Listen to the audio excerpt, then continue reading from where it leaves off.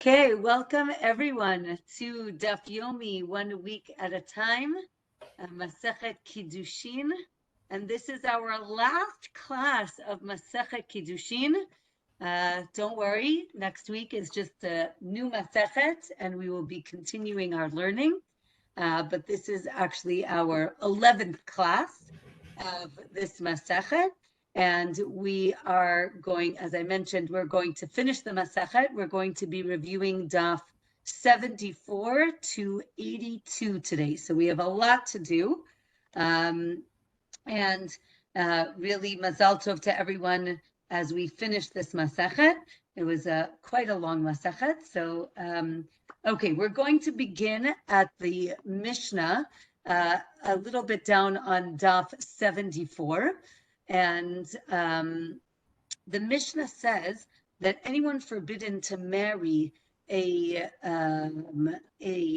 Yisrael, again, if you remember, we spoke last week about different groups within Judaism, again, at the time of the Mishnah and the Gemara.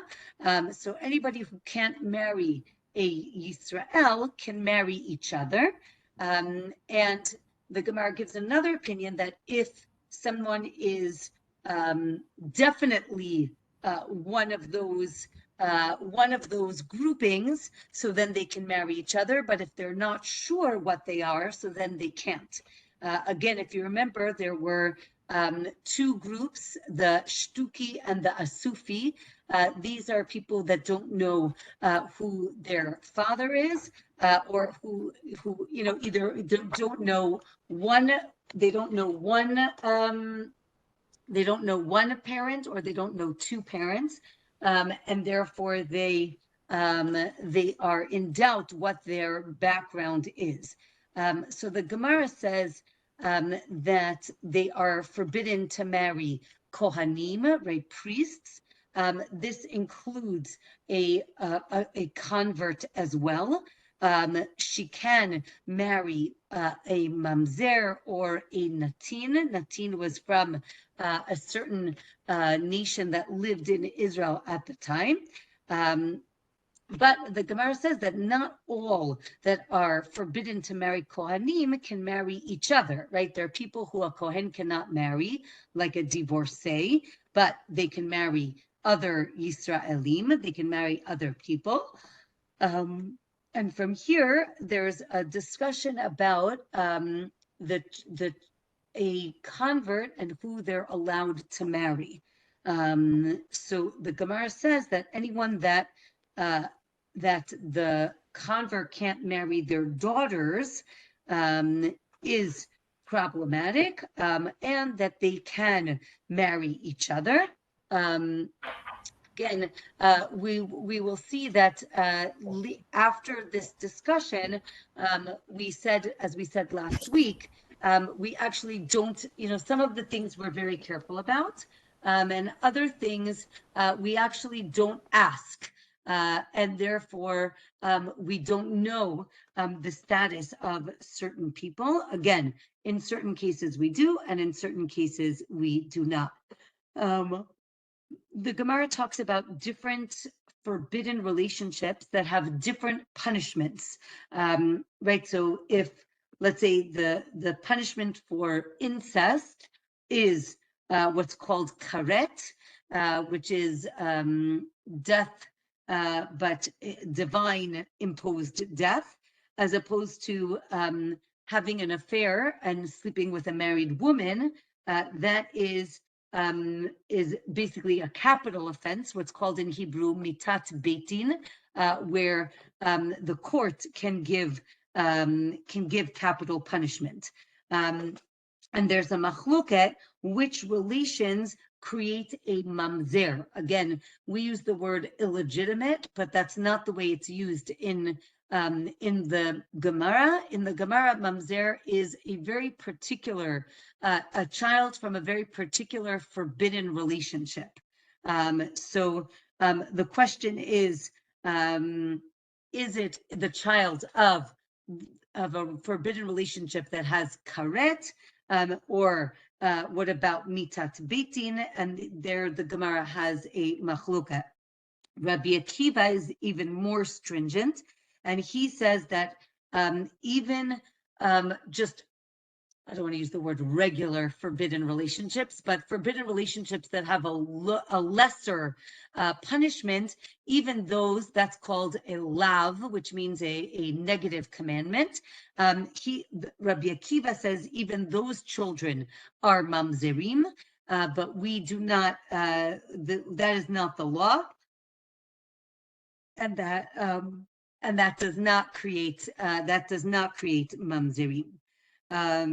Okay, the Gemara says that a boy who's over the age of 9, again, if he, what's in the Gemara, even though a boy over the age of 9 is not seen as an adult, having relations with a boy over 9 is seen as having relations.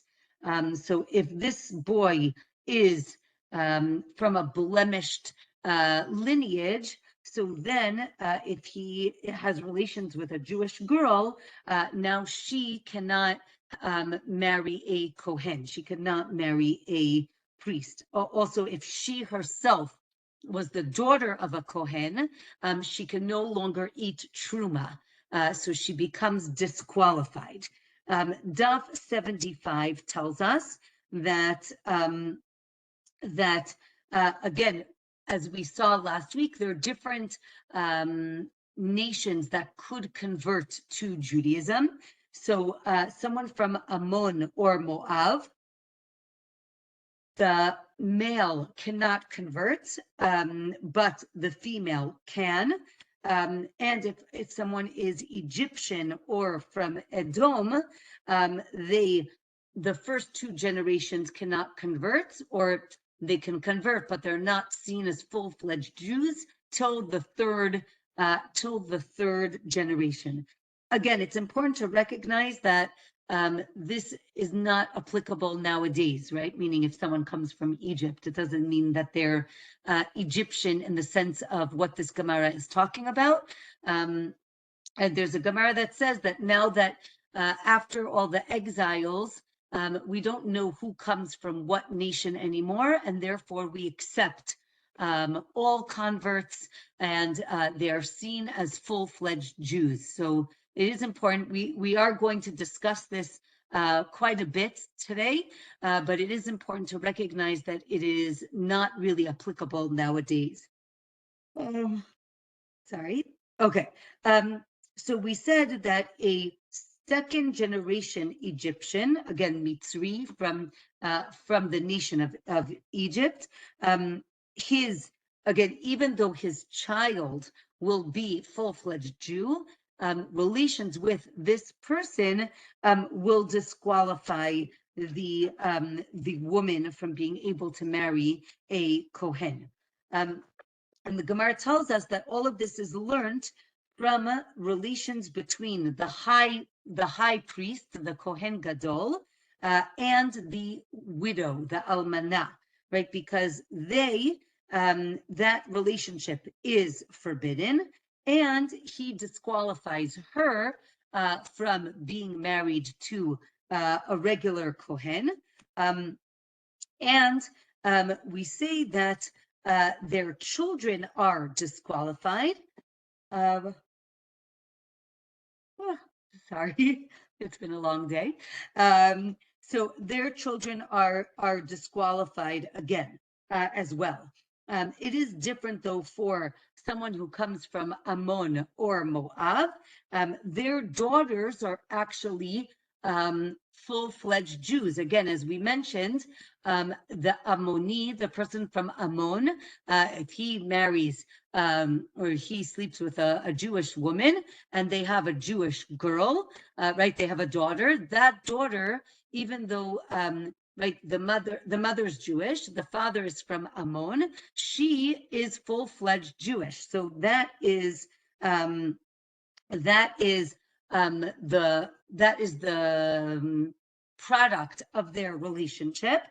So the question is the mother disqualified if she has relations with this Ammoni? right? Is it based on the fact that the daughter is a full-fledged Jew, so then it's okay? Or do we say, no, really that original relationship is prohibited, so now the mother is disqualified, what's called pasul or psula, or not. So that's the machloket in the Gemara. Okay. Here next, the Gemara says that the mother is believed to say who the father is.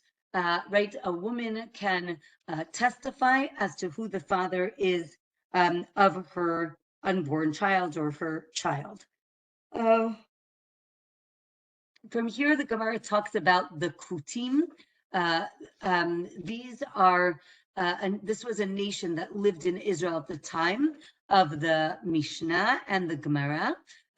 There's a machloket, a general machloket as to what their status really is. Some say that they converted just out of fear, out of some sort of misunderstanding, and therefore they're really not seen as Jews. Others say, no, they are seen as Jews. We'll see in a little bit in what in relation to what. So the Gemara says that they're considered converts for 10 generations, but then afterwards they seem to be accepted as regular Jews. Or they're seen as non-Jews. It doesn't matter how many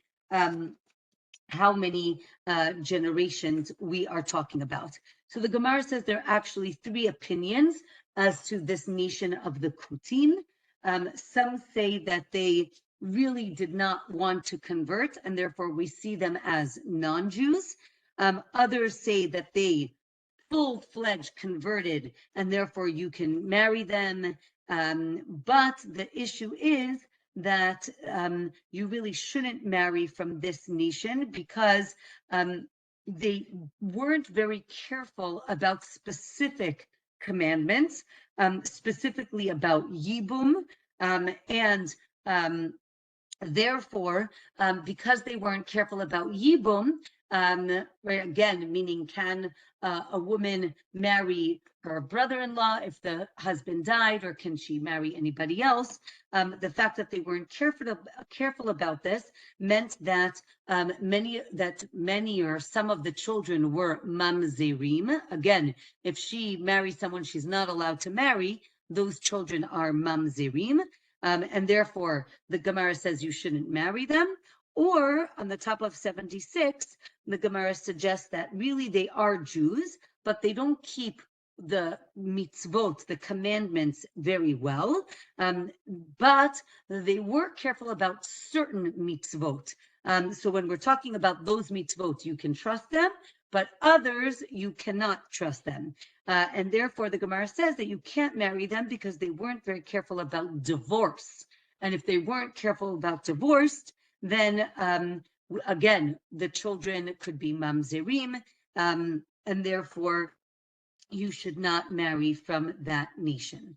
The next Mishnah tells us that if a Cohen marries a Kohenet, right, a girl from a Cohen family, you have to check out 4 women. Again, this chapter is all about lineage, so we want to check that the girl has proper lineage. So who do you have to check? You have to check 4 women in her family, right? So her mother, her mother's mother, her father's mother, right? Meaning you go up 4 women in her family and then 4 above them. So basically all the mothers and all the grandmothers. And if a Kohen wants to marry a girl from Levi or from Israel, you add another generation, right? So here, the idea is that we are checking that this girl is definitely Jewish, that she definitely was born to, right, that her mother's mother was Jewish, and making sure that she is befitting to marry a Kohen. If the Mishnah tells us that if the family served in the temple, in the Beit HaMikdash, so then right? If they were a priest or a Levi, so then you don't need to check them out because you know that in order for them to serve in the temple, they needed to be proper Kohanim and proper Leviim, and therefore they're fine. If they served in the Sanhedrin, in the great assembly, or in the great court, you don't have to check them.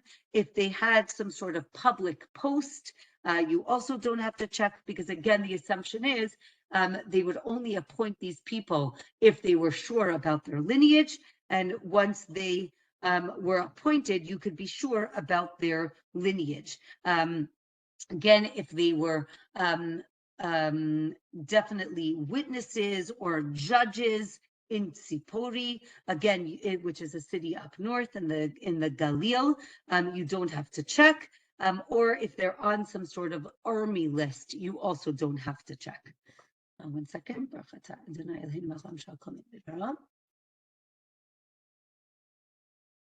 Okay, so now the Gemara asks, why do you only have to check the mothers, right? Maybe you should check the fathers.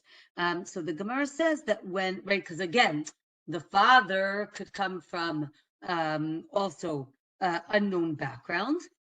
So this is interesting just in terms of psychology. The Gemara says, well, wait a minute. When women fight with each other, how do they insult one another? They bring up some sort of like forbidden relationship, but they don't talk about lineage. But with men, if they want to insult each other, so then they'll bring up, really, you think you're so great? Your mother was a, right, whatever. And the idea here is that if your mother was a, whatever it is, right, from Ammon, I don't mean in a bad word, I mean from another nation or did something bad. So the Gemara basically says we know about the men because that's how they insulted each other, but we don't know about the women. So because we don't know about the women, you have to do some research into the background of these women. And then the Gemara says, well, how come she doesn't need to check him? So the Gemara says, because it doesn't matter. She can marry him anyway.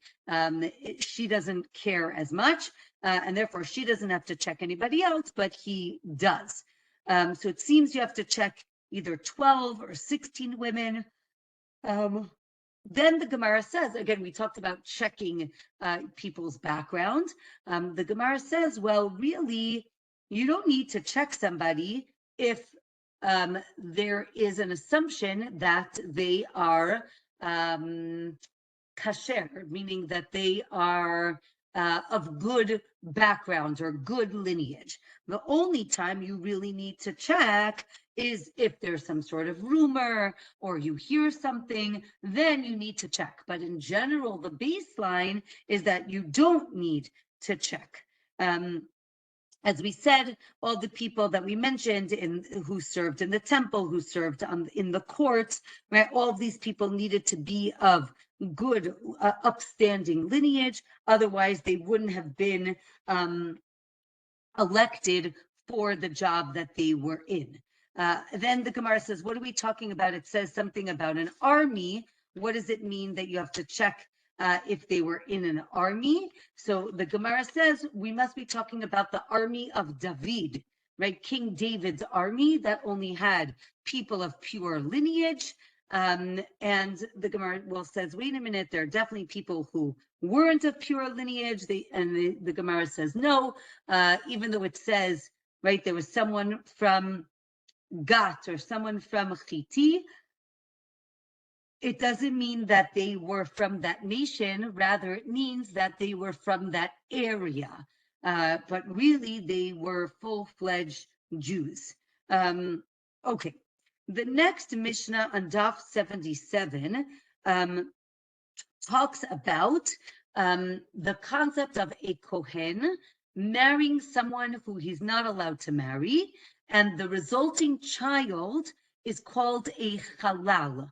Halal means a disqualified Cohen. So the Gemara is going to go through different relationships. So the Gemara tells us that the daughter right? So so the daughter of a halal can't marry a Cohen, because if she's the daughter of a halal, she's also a chalilah, and she cannot marry a Cohen. Let's say you have a Yisrael, meaning a regular Jew, who marries a chalalah, right? The daughter of, right, a relationship, a forbidden relationship. So then, again, Yisrael plus a chalalah, the daughter can marry a Cohen, right? Their daughter is kasher, is fine.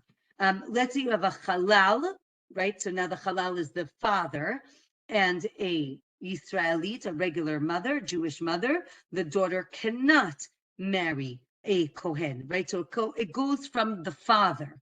If the father is, of good lineage, then it's fine. If the father is not, then she can't. If you have a convert, a ger, who marries a regular Jewess, so the daughter cannot marry a Cohen, or we say no, the daughter, right? Or maybe it's a Jew, a man, Yisrael, who marries a woman who is a convert, so the daughter can marry a Cohen. And again, the Gemara has another opinion that again, a convert who marries a Jew, again, a male convert who marries a female Jew, the daughter can marry a Cohen. And then the last case is if a convert marries another convert, the daughter cannot marry a Cohen. And the Mishnah says no, even if it's two converts who marry each other, the daughter can marry a Cohen, which is what we say nowadays. So here, the Gemara tells us that the concept of halal, of the disqualified Cohen, does go on, is transmitted forever, right, to the children, and however, if the daughter is a chalilah, and she marries a regular Yisrael father, man, so the daughter does not, right, it's not passed down further.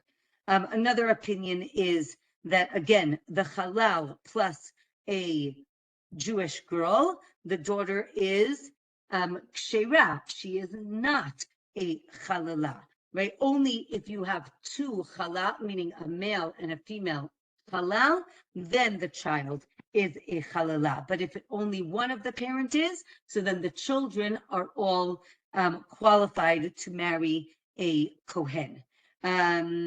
Okay, so let's say, here the Gemara says, what if a Cohen Gadol, the high priest, sleeps with a widow 3 times? He's only liable for punishment once, because it's one woman. Or we say, no, let's say the case is that she was widowed 3 times, like she's 3 times a widow.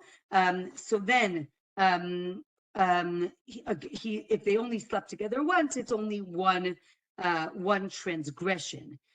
Let's say the high priest slept with a widow, a divorcee, a chalalah, and a harlot. So that is 4 different prohibitions. So again, the question is it the same person? Is it 4 different people? If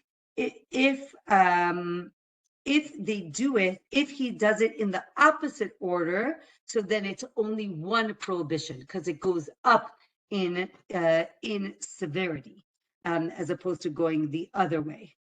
Sorry, it's going, I guess the word is not severity. We'll see, and the Gemara will explain why this is the case. The Gemara is going to explain it right now.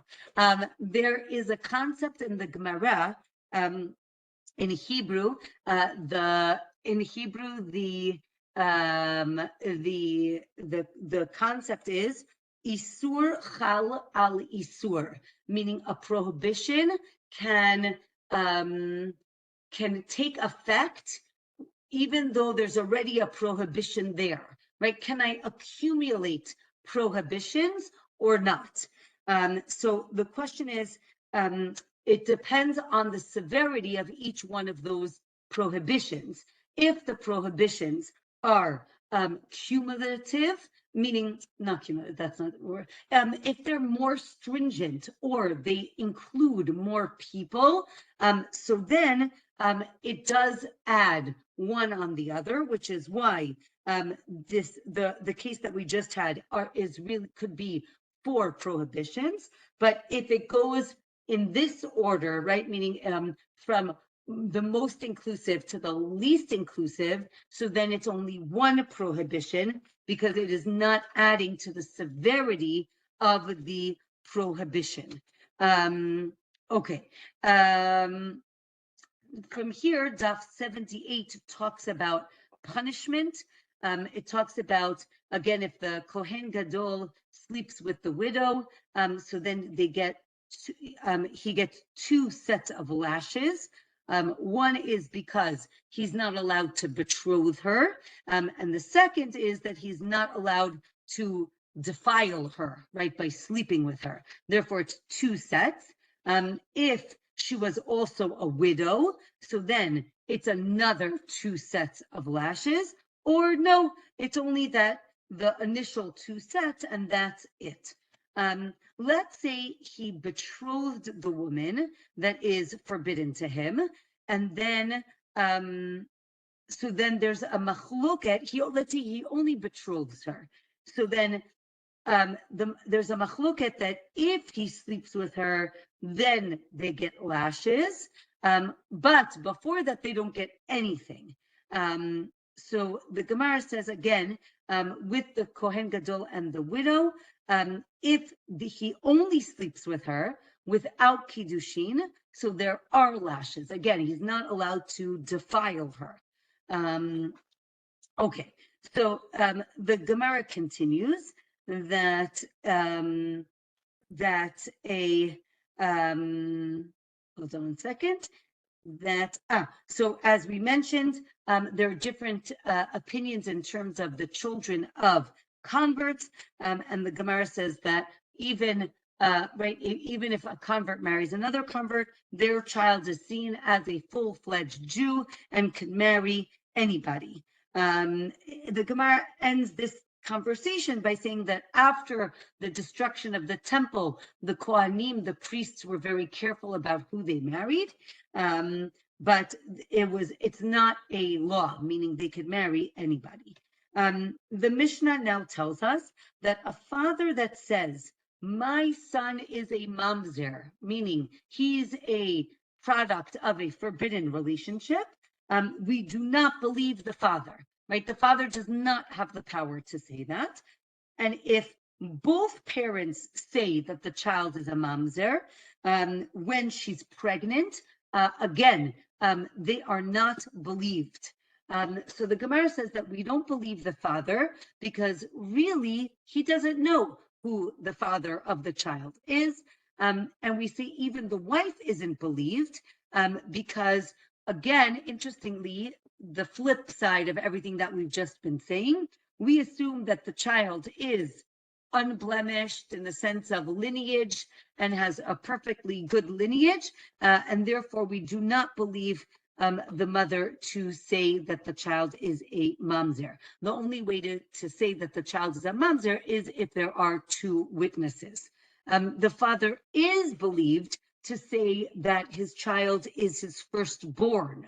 And that is because he has the ability to give money to whoever he wants, and therefore he has the ability to declare which one of his children is the Bechor, the firstborn.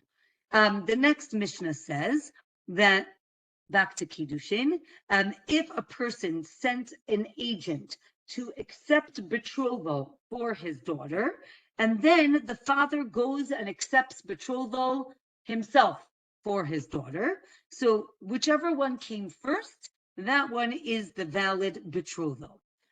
If you don't know which one is first, so then both of those fiancés need to give a get, a divorce, or one can give the get and the other one could marry the daughter.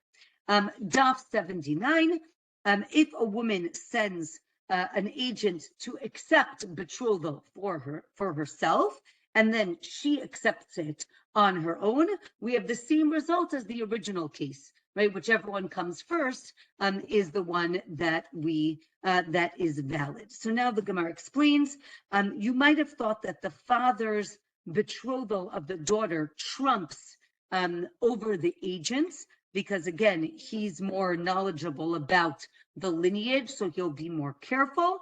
The Gemara says no, right? Or maybe we might have thought that the woman's, we're comparing the two cases in the Mishnah. One is about the father, and the other is about the woman herself. So you might think, oh, the father's Kiddushin is better because he's going to check more. So maybe it would be a different law than the case with the woman.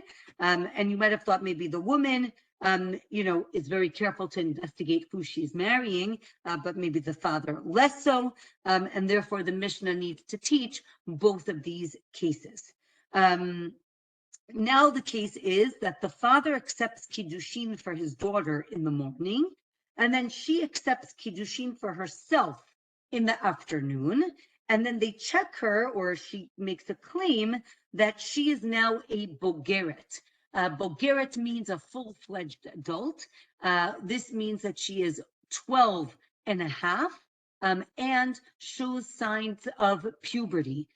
In the Mishnah and the Gemara, signs of puberty are 2 pubic hairs. That is the sign of puberty, and that means that she is a full-fledged adult. So the question is, if in the afternoon she's a full-fledged adult, do we assume that in the morning she was as well? Or no, maybe only in the last 2-3 hours she became an adult. So here the Gemara says, again, do we assume that she was an adult from the morning, and therefore her Kiddushin is valid, the father isn't, because the father is not allowed to accept Kiddushin for his adult daughter unless she appoints him? Or do we say we're not sure, right? We don't know of her status this morning, and therefore we're concerned for both betrothals. And therefore, again, either she marries one of them and she gets a divorce from the other, or gets a divorce from both of them. So again, as I mentioned, the case is that this is happening on her 12, right? She's now 12 and 6 months birth, right? And it's that day that she becomes 12 and 6 months. And again, the question is, how do we see her status right now? The Gemara has this case in numerous different other scenarios where at the moment there is a change of status. Do we say that that change of status happened right now because that's when we're checking it? Or do we say it probably happened some point earlier, we're just not sure exactly when, and then how far do we go back? Right, so we have this concept when we're talking about a mikvah, right? A mikvah needs to be a certain amount of water. If, let's say, we check it now and it doesn't have enough water, how far back do we say it wasn't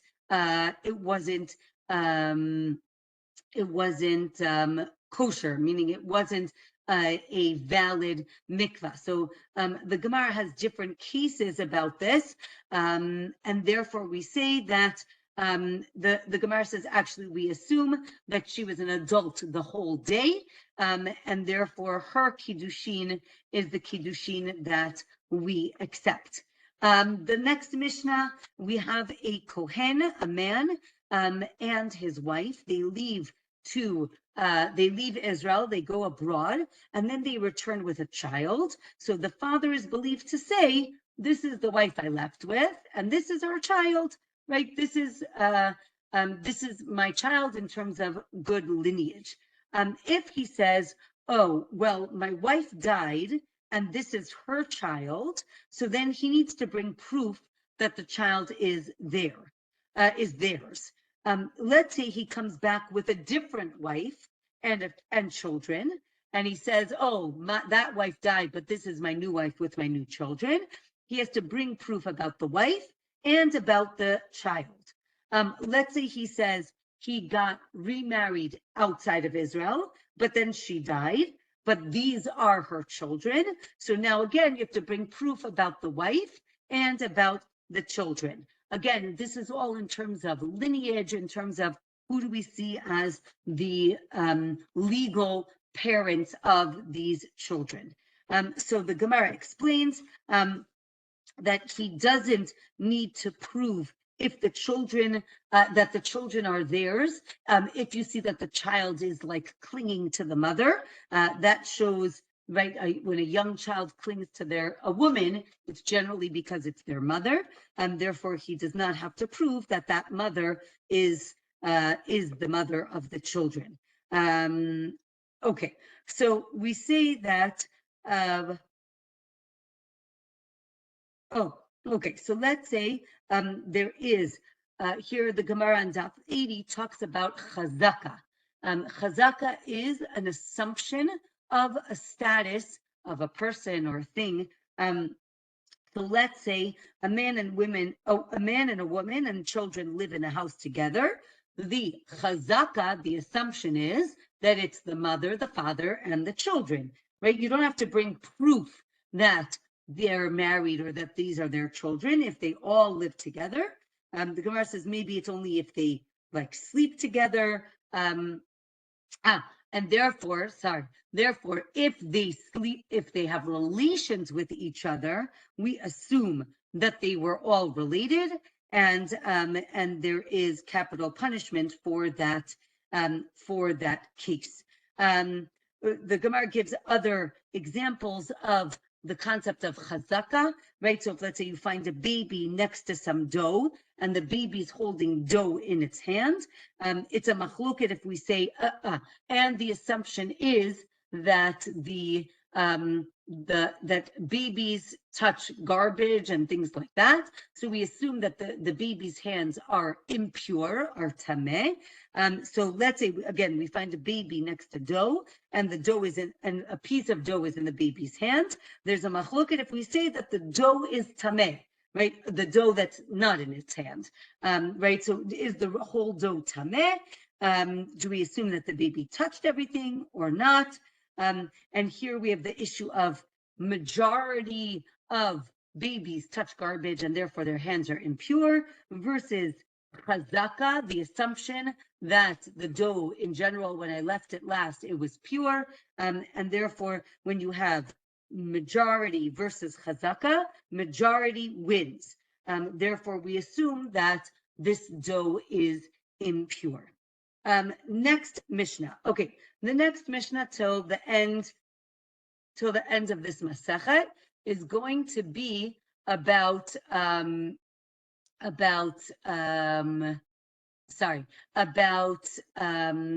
okay, the next Mishnah is going to be talking about the concept of chazaka, where I just want to answer. Lynn asked about frogs. So here it's that there's frogs versus like a certain other creepy crawly animal. Those are impure, not the frogs, but the other animal, and those give impurity, and that's what we're talking about here. That it's not about being in the dough, it's that the animal, the dead animal, touched the dough, which would make it impure, but it's only 8 specific species, frogs not being one of them, but I think toads are. There's a whole list of the 8 shretzim, the 8 species. Okay, the next Mishnah until the end of the Masechet, we're going to be talking about the law of yichud. Yichud means seclusion. The idea is that a man and woman should not be secluded together, lest it lead to inappropriate behavior, i.e. having relations. So we're going to try to prevent this as much as possible. And this is by separating the sexes. This is about not being alone with someone of the opposite sex. So the Mishnah tells us that a man shouldn't seclude with two women. Of course, he shouldn't be secluded with one woman, but even two women. The idea is that they will be, they are likely to maybe be seduced by this man. They might cover for each other, and therefore inappropriate behavior might occur. But one woman can be secluded with two men. It seems to be that the men will be embarrassed to have relations in front of the other man, and therefore nothing will happen. The Gemara will discuss the things that you're probably thinking about. The Gemara says, or a man plus two women is okay as long as his wife is there, right? The wife will protect the husband or make sure he will be appropriate. A man can be alone with his mother or his daughter, even if there's bodily contact. If you remember, in the old days, they did not have pajamas. They used to sleep naked. So again, family bed would be okay, even if you don't have pajamas. However, this is only if they are young. If once they grow up, they need to have pajamas or, clothing on them. Okay, so the Gemara tells us that, or suggests that women are easily seduced, and therefore there is an issue of yichud, of seclusion with two women. We're scared that he is going to seduce both of them. The Gemara says that there's a hint to yichud, to this law of yichud in the Torah. It talks about a son not being alone with his mother, but not about all the other forbidden relationships. And therefore, if there is a forbidden relationship, they are not allowed to be together. If a child, the Gemara talks about burial. Someone goes out to bury a child that dies, and it was one woman and two men, or even one man and two women, right? Some say it's not yichud. Again, they're going to a funeral. And then there's this terrible story of a woman who pretended that her son was dead just so that she can take him out to some secluded area to have relations with her. So the Gemara says, remember we said one woman and two men is okay. And the Gemara now addresses, I think, what many people would be thinking. What do you mean that that's okay? Obviously, we've heard terrible stories of that not being okay. So the Gemara says when we're saying two men and that it's okay, that's only if they are of high moral character. But if they are not of high moral character, so then even 10 men are not okay. And unfortunately, we've heard terrible stories. And therefore, the Gemara is saying that a woman should not be alone with even numerous men because you never know what can happen. Daf 81, if you're traveling on the road, a woman should travel with at least two men. Again, a woman shouldn't go with two men. She needs at least three men, because if it's two men and one of them has to go to the bathroom, so then she'll be alone with one, and that is dangerous for her. Okay. If the Gemara then talks about, again, we're talking about immorality or having this reputation of being immoral. The Gemara says that if a person is rumored to have violated the Torah, especially immorality, so then they get lashes, meaning they get punished because it must be that they did something inappropriate.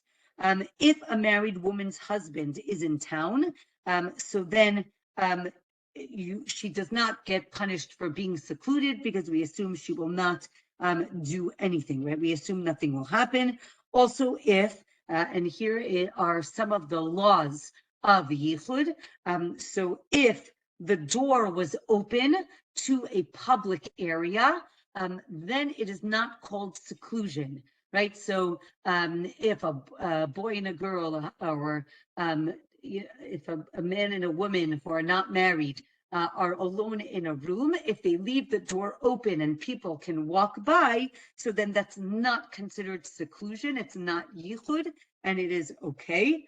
The Gemara gives many stories here at the end of the Masechet, speaking about like a woman that was placed up in the attic, and then or men that were placed in the attic, and then they removed the ladder so that they wouldn't come down, or that the man wouldn't go up, in order to prevent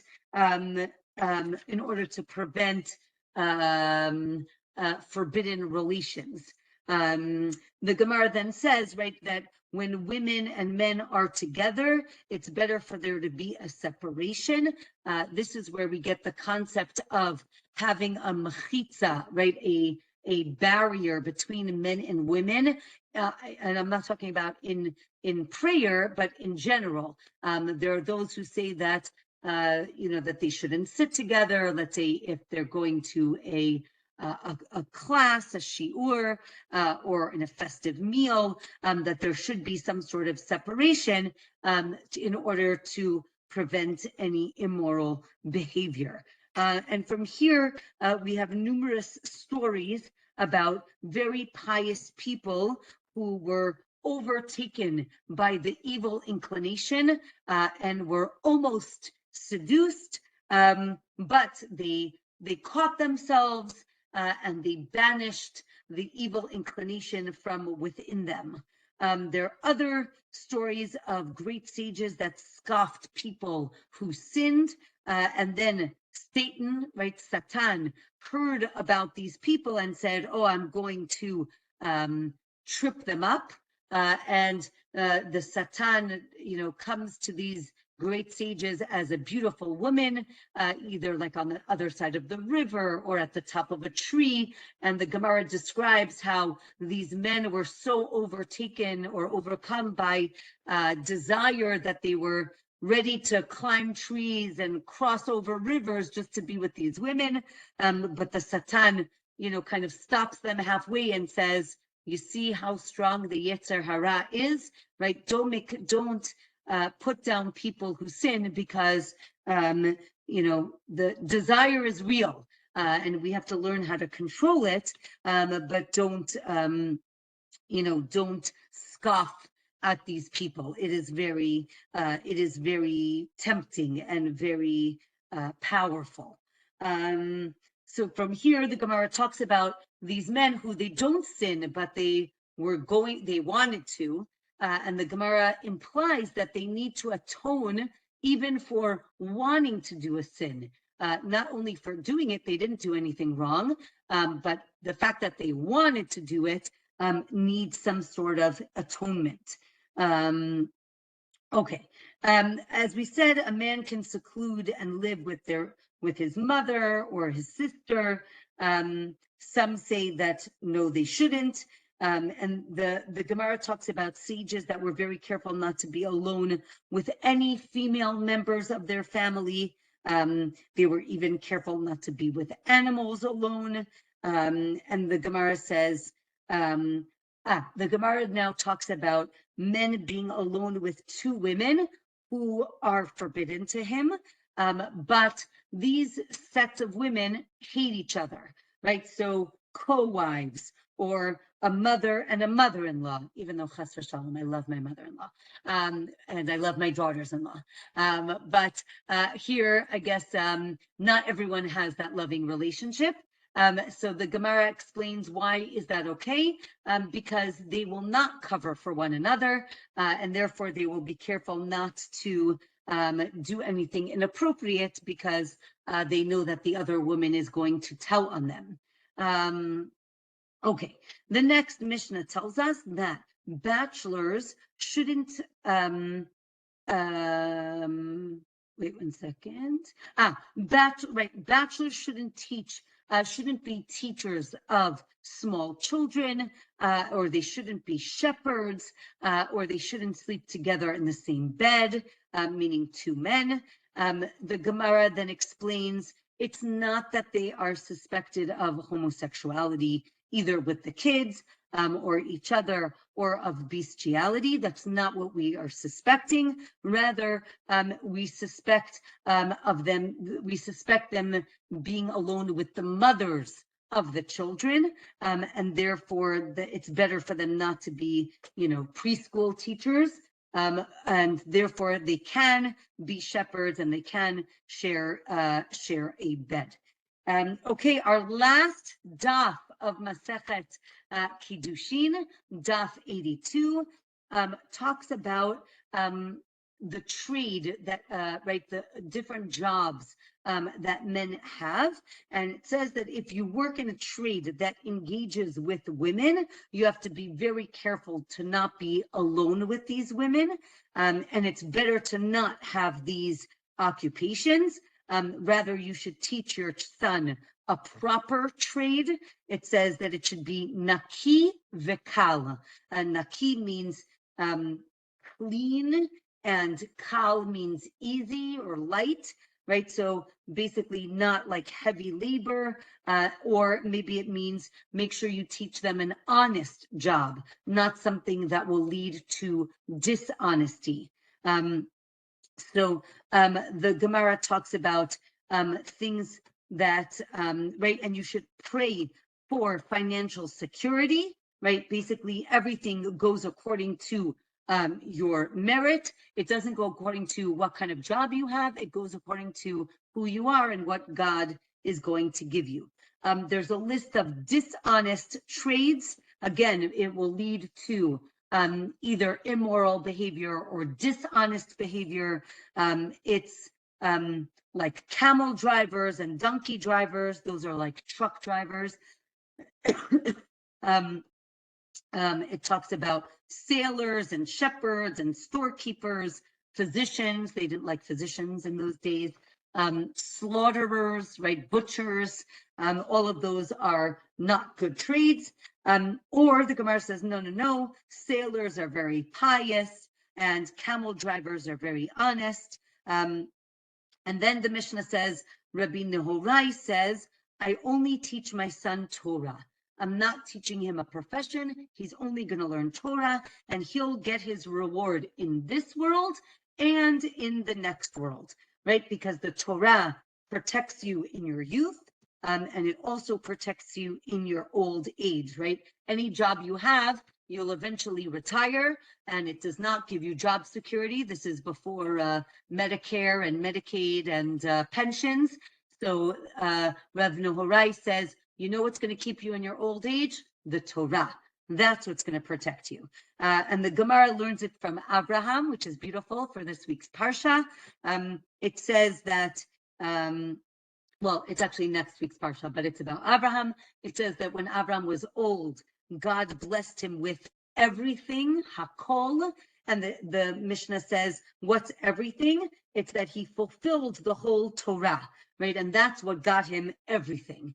So now the Gemara says, as we said, tradesmen with women is bad. Like what could that be? So it's a goldsmith, or people who fix their clothes, or barbers, or weavers, right? Or launderers, anything that you're going to be talking to women a lot. It's not appropriate, and it could lead to immoral behavior. And if you have any one of these jobs, you also can't be appointed king or the high priest. What's a good trade? An embroiderer, right? Someone who embroiders because it's light and it's fine and it's clean. It's a good job. I don't know if they would agree with that. No, I don't know. But that's what the Gemara says. But I love, though, the Gemara says, but really the world needs all of these trades, right? We need launderers, and we need physicians, and we need the truck. We need everything. So the Gemara says we need everything, but it doesn't have to be your child.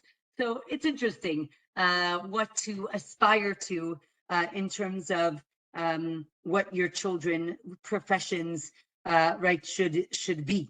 And the Gemara talks about and ends with the concept that God provides us with our wealth. Right? We can choose what job we want, but ultimately it's God who will give us our wealth.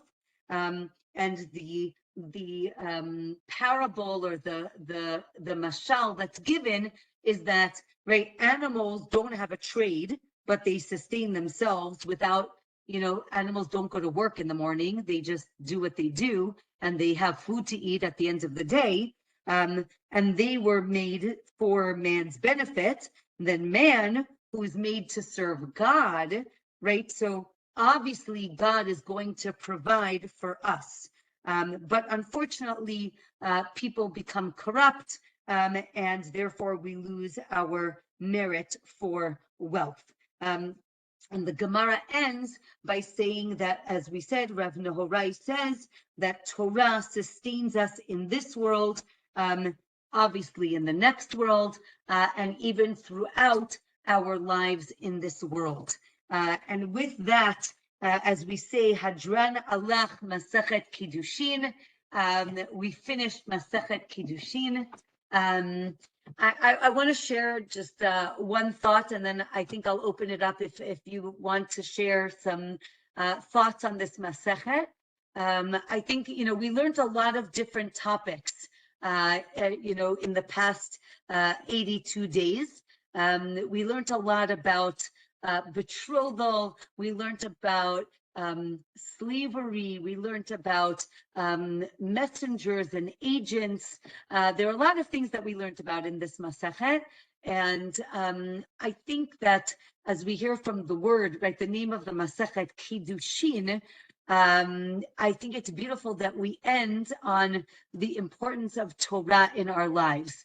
And I think that something I'm taking away from this Masechet is the idea of adding Kedusha, right, sanctity into our lives, right? The fact that when we betroth someone and when we marry someone, it's called Kiddushin.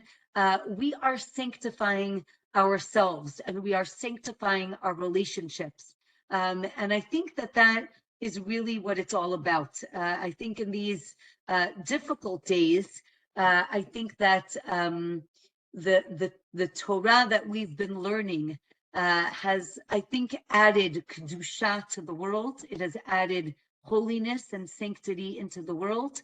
And Be'ezrat Hashem, God should just, give us blessings and blessings of peace and health and all of those things. So I think I'd love to open it up if someone would like to share a thought or something that they're taking away from this Masechet. Who would like to start? Aliza, yeah. Did I actually hear you correctly when you made Satan into the good guy because he was tempting the sages and saying, see how it is, so be careful. But I don't think I've ever heard that he played that role before. So interesting. So in the Gemara, again, the Satan, we say the word Satan or Satan, the Satan I'll say in the Gemara at least, is what we would also call or sometimes we refer to it as the Yetzer Hara, right? Or this force that tries to trick us or tempt us to do bad.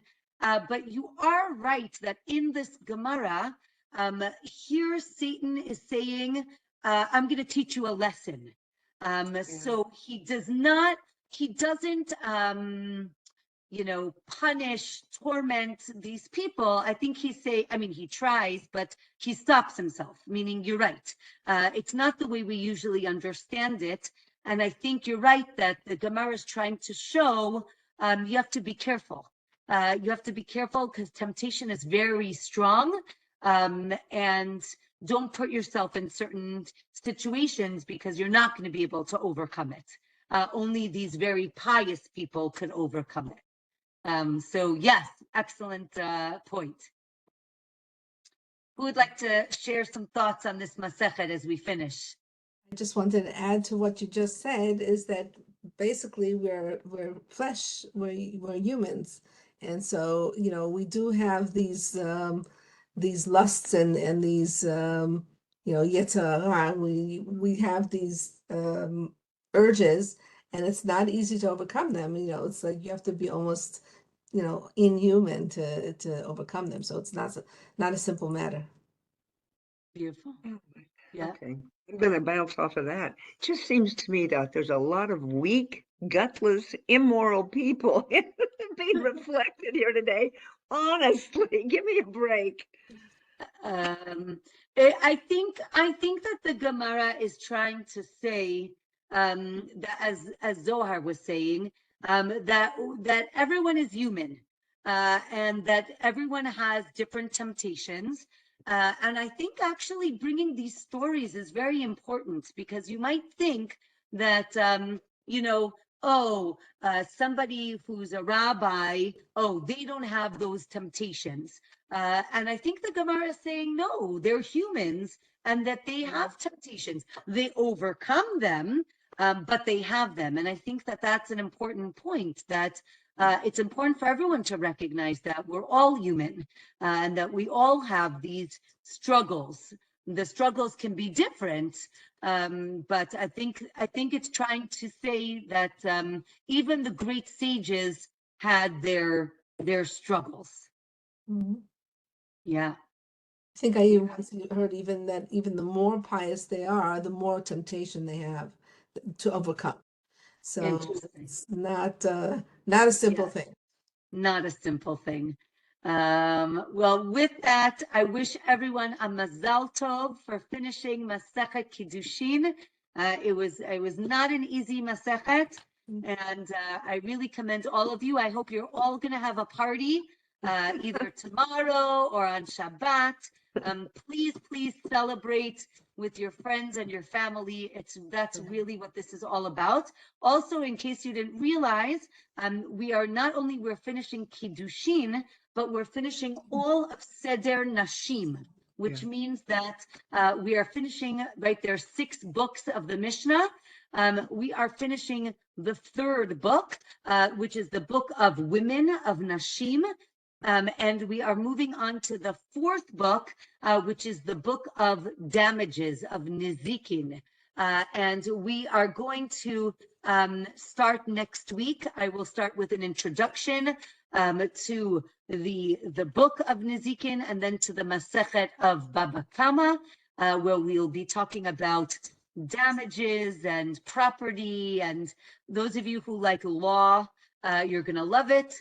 For others, it might be a little bit more challenging. But Be'ezrat Hashem, as we are more than halfway through all of Shas, all of the Talmud, really keep going, everyone, and Mazal Tov. What's that? Thank you, Rabbi. Thank you. Thank you.